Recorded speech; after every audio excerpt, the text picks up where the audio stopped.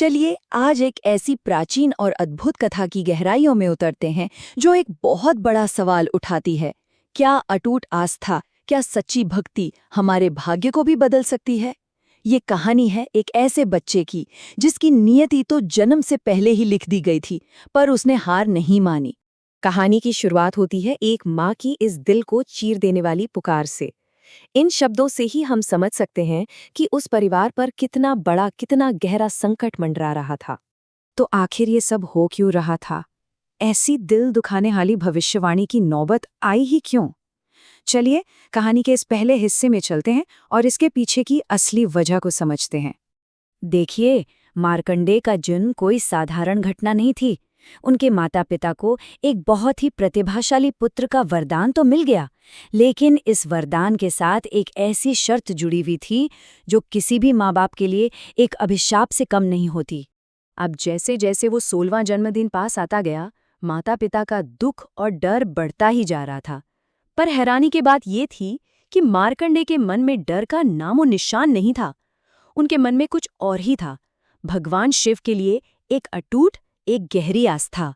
और यही उनकी सबसे बड़ी पहचान बन गई। और यहीं पर आकर ये कहानी अपना सबसे बड़ा, सबसे गहरा सवाल खड़ा कर देती है। क्या एक इंसान की भक्ति, उसकी साधना इतनी शक्तिशाली हो सकती है कि वो देवताओं के लिखे हुए भाग्य को भी पलट दे? तो आइए देखते हैं कि मार्कंडेय ने अपने उस आखिरी दिन का सामना कैसे किया। उन्होंने डर या निराशा को नहीं चुना, बल्कि उन्होंने पूजा और भक्ति को ही अपना सबसे बड़ा हथियार बना लिया। मार्कंडेय ने जो रास्ता अपनाया वो बहुत सीधा साधा था, लेकिन बहुत गहरा भी। वो घर-बार छोड़ के जंगल में चले गए, वहां एक पवित्र जगह खोजी और बस पूरी तरह से एक शिवलिंग की पूजा में डूब गए। अब उनका ध्यान सिर्फ और सिर्फ शिव पर था। ये शब्द खुद मार्कंडेय के हैं और इनसे साफ पता चलता है कि वो कितने निडर थे। और ये निडरता किसी घमंड से नहीं आई थी, ये उनके अपने भगवान पर अटूट विश्वास से पैदा हुई थी। और अब वो घड़ी आ ही गई जिसका सबको डर था। जो भविष्यवाणी हुई थी उसे पूरा करने के लिए ब्रह्मांड की सारी शक्तियां एक साथ काम करने लगीं। उस वक्त स्वर्ग में भी एक अजीब सी कश्मकश चल रही थी।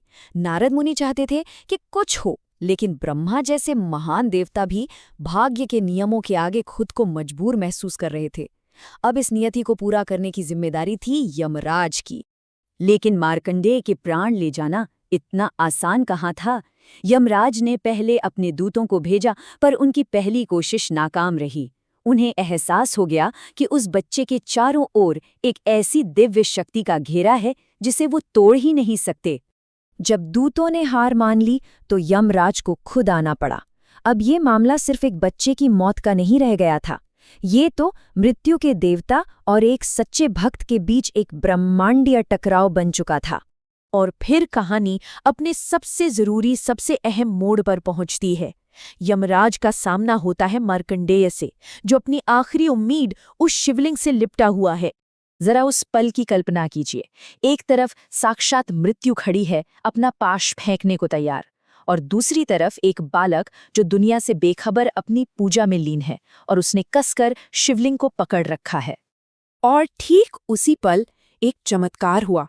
उस शिवलिंग से स्वयं भगवान शिव एक बहुत ही उग्र और शक्तिशाली रूप में प्रकट हुए। वो अपने भक्त की रक्षा के लिए आए थे। यहाँ पर शिव ने सिर्फ यमराज को नहीं रोका, बल्कि ब्रह्मांड के सबसे बड़े सच को सामने रखा।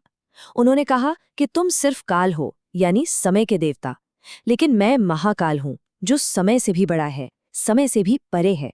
और उस एक पल में भक्ति ने ब्रह्मांड के हर नियम को पीछे छोड़ दिया। तो आस्था की इस जबरदस्त जीत का नतीजा क्या हुआ? मार्कंडेय को उनकी भक्ति का क्या इनाम मिला? इस टकराव का अंत हुआ यमराज की हार के साथ। उन्होंने एक ऊंचे, एक बड़े नियम को माना कि शिव के एक सच्चे भक्त का कल्याण हर चीज से ऊपर है। ब्रह्मांड के नियमों को इस एक भक्त के लिए बदलना पड़ा। मार्कंडेय को जो वरदान मिला वो सिर्फ जिंदगी नहीं थी, उन्हें अमरता मिली। शिव और पार्वती ने उन्हें अपने बेटे की तरह स्वीकार किया और उन्हें एक ऐसा पवित्र ग्रंथ लिखने का काम सौंपा जो पूरी दुनिया का भला कर सके। और इस तरह मार्कंडेय की भक्ति एक ऐसी विरासत बन गई जो आज भी जिंदा है, उन्होंने जिस मार्कंडे पुराण को लिखा वो आज भी लाखों करोड़ों लोगों के लिए प्रेरणा का एक बहुत बड़ा जरिया है। तो आखिर में ये कहानी हमें एक बहुत ही गहरे सवाल पर सोचने के लिए छोड़ जाती है कि भाग्य और आस्था के बीच का रिश्ता आखिर है क्या? क्या सच्ची आस्था में वाकई वो ताकत है जो नियति को भी बदल सकती है?